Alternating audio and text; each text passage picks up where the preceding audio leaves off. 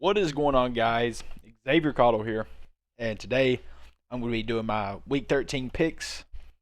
Some pretty interesting games in here. And just to do a little update on where I'm at with my picks, I'm pretty sure I'm sitting at a 74% on the year, so I'm doing fairly well. Better than any ESPN analyst out there. Not that that's a very high standard to hold yourself to, but I just thought that was kind of funny. I looked at all their picks; they're all like mid to low 60s. So I'm doing pretty well. Keep in mind, I have seen pretty much every team in the NFL play two or three times. At least every team play against good competition. So I have a pretty good understanding of where these teams are. But without further ado, let's get into this video. First pick here, Bengals at Dolphins. I'm gonna have to go Dolphins. Now, this could be a different pick, honestly, and I think this would be an absolute trap game for the Dolphins if Bengals still had Joe Burrow, but now they don't. Bengals probably won't win another game all year. They're definitely going to have offensive issues. Joe Burrow was a lot of their team. He was the reason their offense was doing so well, and I got to give it to the Dolphins. I think the Dolphins take this one easily. I'm pretty sure coming off a pretty embarrassing loss to the where are they at? Broncos. Yeah, that was a rough game. I'm not really sure what happened there. I haven't watched that game yet. But it seemed like the Broncos defense really just outmatched the Dolphins offense. Tua got benched. That's kind of alarming. Not really sure why he's getting benched for Fitzpatrick. But hey, we'll see. Tons of more football to play this year. We'll see how Tua progresses. I have a lot of confidence he'll bounce back. He'll be okay. But on to the next one here, Raiders at Jets. Raiders need this one huge because, man, they got absolutely blew out by the Falcons. That was really alarming. I don't know why that happened. I couldn't tell you where that came from. I think it was more of an execution thing from the Raiders. I watched that game. It seemed like the Raiders they had so many opportunities, opportunity after opportunity after opportunity, and they just kept blowing them every single time. It's like turnover, fumble, penalty. It's like everything that could go wrong went wrong for them that game. And a 43-7 scoreline, I mean, if that don't tell you that every single thing went wrong, every single thing went wrong. Since Dan Quinn's been fired, the Falcons are 4-2. They're really improving their play, and that could be a trap game for the Saints over there if they're not careful. But I think the Raiders bounce back. I'm almost 100% sure the Jets. You know how the Jets are. Sam Darnold's going to be playing this weekend, but how much better does Sam Darnold make the Jets? Sam Darnold needs a team around him. He can't be the whole team. He's not like Joe Burrow. He's not going to be a Trevor Lawrence. And that's just the facts. But I think the Raiders take this one. It's much needed. They need a bounce-back game and get back on track. Colts at the Texans. Going to give it to the Colts. Colts coming off a bad loss to the Titans, missing a lot of key players that game. And their defense just could not contain Derrick Henry. Derrick Henry ran all over the Colts. It was a rough game, really was. And hopefully the Colts get back on track. Phillip Rivers also threw 44% that game, so he had a 44% completion percentage, and most teams that quarterback has a day that throws 44%, going to lose. That's just how it works. He wasn't really the sole reason. The defense couldn't contain the big play. That was the biggest issue. The Titans weren't just nickel and diming down the field. They were just 8 yards, 15, 20, 69 to A.J. Brown, 31, Derrick Henry. They were just running all over this team. And like I said, the Colts were missing three of their best run stuffers, two on the defensive line, their two best defensive linemen. That was just a bad game. And we've seen this game when they're healthy. I think the Colts have a higher ceiling than the Titans when healthy. But hey, next man up. I understand that philosophy. And, if there's injuries happen, you can't make excuses. Hopefully the Colts get healthy and they bounce back.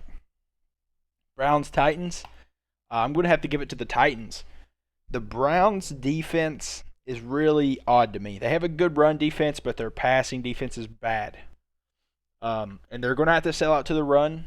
If they can't stop the run, then Tannehill's going to pick them apart. He's going to play action. He's going to hit people down the field. A.J. Brown's going to have his way with this secondary for the Browns, in my opinion. Yeah, this is going to be a rough game for the Browns. This is a bad matchup for the Browns. This is not who they want to play right now, especially at 8-3. This is just going to be a rough game for them. And I think the Titans win this one pretty handily. What they showed me against the Colts was their ability to just make big plays. That game was pretty amazing. They put up 35 before halftime. 2 quarters they had 35 points. A few flags went their way that really aided them for that to happen. There's a lot of scenarios that made that possible. Things kind of had to fall in line for them, but when the Titans are playing their best ball, they're hard to beat, and they're an absolute powerhouse just because of how much they can score. But I don't mean to discount the Browns. The Browns have had a great season. Like I said, they're 8-3. They're no one to scoff at. But the Browns just don't look convincing to me. Every game I watch them play, they just don't look convincing. They just win ugly pretty much every single game they play, and you will not be able to win ugly against the Titans. Patriots Chargers, give me the Pats. Pats coming off one of the most impressive victories I've seen all season from them against the Cardinals. That was just an amazing game from the Patriots, an amazingly coached game from Bill Belichick, showing why he has 6 rings. Just his ability to neutralize a player, no matter who it is, no matter if it's a quarterback, a receiver, running back, whoever they are, he can neutralize them, and he showed it this game. Kyler Murray just never could get in rhythm. He couldn't do anything. This is just a great game from Belichick. A well-coached game from Belichick. And I think it'll be the same. I don't think Justin Herbert, has it in him to just all-out beat a Belichick coach defense. Anthony Lynn isn't a very good coach, in my opinion, so I think the Chargers are going to be a little too outmatched in the coaching department this game. Broncos Chiefs. Give me the Chiefs. As much as I like the Broncos, the way they looked against the Dolphins, it's still the Chiefs at the end of the day. There's really not much debate. Anyone that watches knows who the Chiefs are at this point. They're a powerhouse. They're an incredible team. Patrick Mahomes, Tyreek Hill, they probably could have had 500 yards. Tyreek Hill probably could have had 400 yards, 500 yards receiving, but they just took the foot off the gas against the Buccaneers. I mean, that was an incredible game. They tried to play man coverage against Tyreek Hill. They got gashed. They got absolutely gashed every play, it felt like. And the Chiefs just look good. They've been in unison all year. They look very, very talented all year. For some reason, the Raiders are their kryptonite. Every other team looks terrible, and then they play the Raiders, and the Raiders almost beat them twice. So it really don't make sense. But at the end of the day, you'll see a lot of games in the NFL that really don't make sense. Cowboys at the Ravens. Now, there's a game that's going to happen Wednesday before this, and it's going to be, of course, Steelers-Ravens. It's had to have been moved. And the Steelers, I think, will win that game. Just, I made that video last week. It hasn't happened yet. I just want to reiterate on it. But in this game, they won't have Lamar Jackson versus the Steelers, but they'll have Lamar Jackson versus the Cowboys, I believe. And I think the Ravens win that very easily if they have Lamar Jackson. Mike McCarthy is a horrible coach. Don't know why he's still employed there. That's just the Cowboys ownership. They won't be any good until it gets sold. And it never will be sold. So, that's terrible. It's unfortunate. But the Ravens will just run all over them. If they have Lamar Jackson, they will run all over them. Like I said, their team is just poorly coached. The run defense is bad. The pass defense is bad. The run offense is bad. The pass offense is mediocre, I guess. I guess Andy Dalton does his best to keep them into games. But still, yet they have a great receiving core. They should be so much better on offense, but they're not. And I know injuries to the offensive line is really hurting that team, but when they play the Ravens, I really think they're going to get exposed. I don't think this will be close. Ravens are a lot more are too consistent to lose to the Cowboys. Steelers football team. This is going to be an interesting one. I think the football team will give the Steelers offense a little bit of an issue. They've been pretty good this year. From what I've seen, I really like their front. I really like their front four. Like, even though they play a 3-4, they roll down Sweat. He's outside linebacker. Chase Young. Um, or no, they play a 4-3. I'm sorry. Jonathan Allen, Matthew Ioannidis, um, Chase Young, and then Montrez Sweat. So they got a really, really talented front four. Plus they got Ryan Kerrigan backups. They got all kinds of depth on that defensive line. Their defensive line is incredible, incredible. So I'm really interested to see how the Steelers offense will respond to this Washington football team because they got a good defense. They're going to disrupt. I don't think the Steelers will score 30 this game like they have in other games. I think they'll struggle a little bit just because of the football team's defense, but I think the Steelers overall will win this because Alex Smith is not going to be able to withstand T.J. Watt, Bud Dupree, Cam Hayward, and Minkah Fitzpatrick. There are 4 excellent players on their defense. They got a lot of firepower. And like I said, T.J. Watt, Cam Hayward, Bud Dupree gets after the quarterback. Jaguars Vikings. Give me the Vikings. Now, I thought about this for a second because of the matchup itself. The Vikings defense hasn't been very good this year. And I understand, their head coach, Mike Zimmer, he's, a smart defensive mind, but when the Jaguars, they got a great offensive coordinator down there in Gruden. They can make plays. He can scheme up game plans. It's just interesting to see because the Jaguars have a pretty talented front five on offense. I like who they got. They got Lindor and Norwell. So, that's a great left guard center duo there. They can run power run. They got James Robinson. I like what the Jaguars are starting to build down there. They got a young defensive core as well. That's good at stopping the run, Taven Bryant. Then they got a guy that can get after the passer, Josh Allen there. And then they got C.J. Henderson in the secondary, Miles Jack, Schobert in the linebacker core. The Jaguars have a good young team. I bring it up every week, but I really like what they're building down there. Unfortunately, they have to play my Colts. What is it? Twice a year, but still yet. I like seeing teams succeed. I like seeing good young players, and the Jaguars got a lot of good young talent. But I'm going to have to give it to the Vikings. They've looked too good. Kirk Cousins has been spotty this year, but overall the last couple months or month or two, he's played a little bit better. So I'll give it to him. Bills 49ers. Give me the Bills. Now, I sometimes hate betting against the 49ers because of Kyle Shanahan. He is an excellent coach. They are getting Deebo Samuel back.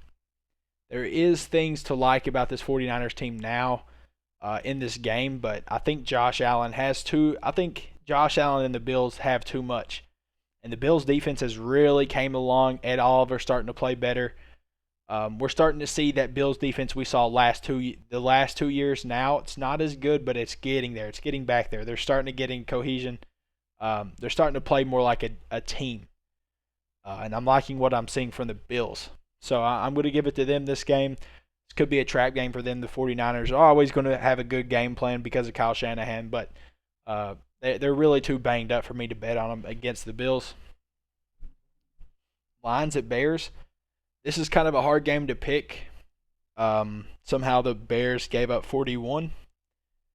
Not sure how that happened. Maybe it was because Trubisky threw 2 picks. There's a lot of things, but he also had 3 touchdowns, which is really weird because I did not expect him to have 3 touchdowns against the Packers defense. But I guess things happen. But if Trubisky makes their offense better, I think Nick Foles really limited their offense. He wasn't. He wasn't making explosive plays. He wasn't making these big passes people expected him to. Plus, he wasn't mobile. Now they got Trubisky in, and I feel like he's just a better player overall than Foles is. Foles came in and showed the Bears that he is not a starter. That's what he did. He came in and showed them he was not talented.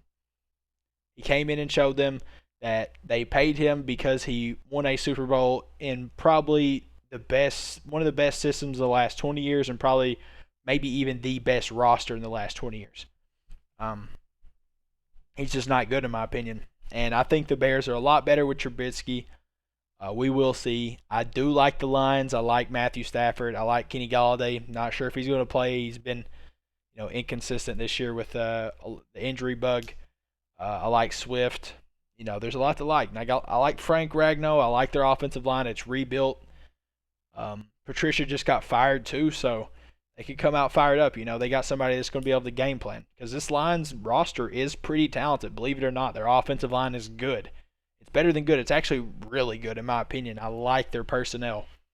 I like their running back core. I like their quarterback. Their receiving core is not bad either. I think Jones got injured recently though, Marvin Jones, so that's something to keep in mind. But when they still got Kenny Galladay and Hawkinson, and then Matthew Stafford, this team could be good. I don't know why Matt Patricia was struggling so much, especially coming from the Belichick tree. But I think the Bears are going to take this one. I don't think the Lions will be in unison enough under their interim head coach to win this game. So yeah, I'm going to stick with the Bears. Now, this is a hard one. I just watched the Falcons absolutely decimate the Raiders. Decimated them. It was not even close. It was, perfection from their defense. I love seeing that. And the Saints are without Drew Brees. So I'm actually going to pick the Falcons for this game. Coming off a win like that, they're going to have a ton of momentum. They're going to be feeling like Superman.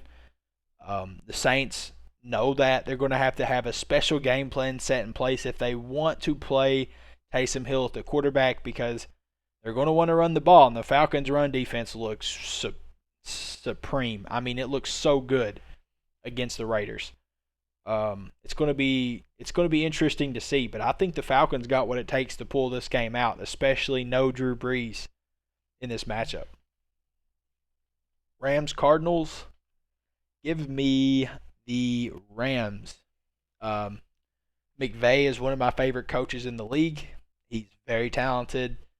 He just knows what to do defensively and offensively. He's got a super consistent offense. He gets the most out of his offense of Jared Goff. Limited offensive line. His offensive line's decent, but it's not like crazy. And he still schemes up good plays. He's got the most out of Cam Akers. He gets the most out of Cooper Kupp. You saw it against the Bucs. McVay just knows how to maximize players and knows how to maximize his scheme and get the most out of it. And when he plays the Cardinals, something Kyler Murray will not be ready for is just the amount of pressure that Aaron Donald is going to put on him. It doesn't matter, how many people you double team him. There's other players on their defensive line for the Rams that can make plays and will get pressure. And I do not think that Kyler Murray will really be able to withstand that pressure. I think coming off this loss against the Broncos really showed that the Cardinals aren't ready yet. They're a year, maybe 2 years away. I think next year they're going to be super talented and they're going to be lethal, but I think this year they're not consistent enough. We've seen them against good defenses really struggle. And against the Rams, I think that's going to be the verdict as well. Giants, Seahawks. Who do I pick? Seahawks. Now, I gave a moment of hesitation because I like the Giants right now. The only issue is they're going to be without their quarterback. And so, yeah, I guess I shouldn't have hesitated at all and picked the Seahawks because Russell Wilson is playing inspired football. He's a man on the mission. DK Metcalf just went off. Absolutely went off against the Eagles. This is going to be a fun game. Now, that being said, he's got two receivers. He's got Tyler Lockett and DK Metcalf. One of them will be neutralized because the Giants have one of the best corners in the league. They also have one of the best defensive lines, one of the best run stopping. The only thing this Giants team is really missing is an edge, like a true edge rusher. If they had a true edge rusher, this would probably be a top 5 defense in the league. They don't. Leonard can get after the quarterback a little bit, but that's their real issue. They don't generate enough pressure. But you saw what they did against the Bucs. You've seen a few good games of them this season where they have just looked really, really talented. And this Seahawks offensive line and defensive line, or this Seahawks offensive line, is really going to struggle. And something the Giants have really struggled with is pass protection. That's where some of their woes has came at from this year. And this Seahawks defense just don't get a good pass rush. I mean, they just traded for Carlos Dunlap, but he's 33. How much is he really helping? But I think the Seahawks offense will have a few struggles this game. There's going to be a few drives stall out because of how talented this Giants defense is. But I think overall they take this game probably by 10 or more. Eagles, Packers, yeah, no brainer. Give me the Packers. Eagles are just, I don't know. They're just in a bad spot, man. They're in a horrible spot. Cap space hell, that's a real issue. Carson Wentz just is not playing at the top of his game. That's another issue. But the reason that's happening is not because Carson Wentz is a bad player. It's because his organization is failing him. Doug Peterson is a horrible coach. He's being exposed now. Obviously, Frank Reich was the mastermind behind that offense. Frank Reich is an offensive genius. That's what he is. He schemes up great plays. You can watch the Colts play. Most games they'll have 3 or 4 end arounds that go for 15, 20 yards. He'll make big plays happen. And that's something Doug Peterson just doesn't do. He lets Carson Wentz line up back there, roll out, and then throw into double coverage. And then when it happens, he just comes back to the sideline, pats him on the shoulder. He don't tell him nothing. He's not like, you can't do this. Frank Reich was the guy that did that. He pushed Carson Wentz to be a better player. Doug Peterson doesn't do that. And they're struggling because of it. And so now, once they play the Packers, they're probably going to get exposed, and this might be the game where Doug Peterson is gone. We will see, but this could be it. But that's all the picks I got for you guys. If you think I'm wrong about any of these, let me know. Drop them in the comments. I know this Falcons-Saints one, the Saints defense has been really good as of late. It could go a different way, but hey, I'm just going with my gut feeling. This Falcons team showed me something against the Raiders, is that they are here to play. Like I said, they're 4-2 without Dan Quinn at the head coach. That culture change is evident, and I think they got what it takes to beat the Saints. But if you're still here, I appreciate you being here. I appreciate you listening to me. If you like the content, drop a like, drop a subscribe. But until next time, guys, peace.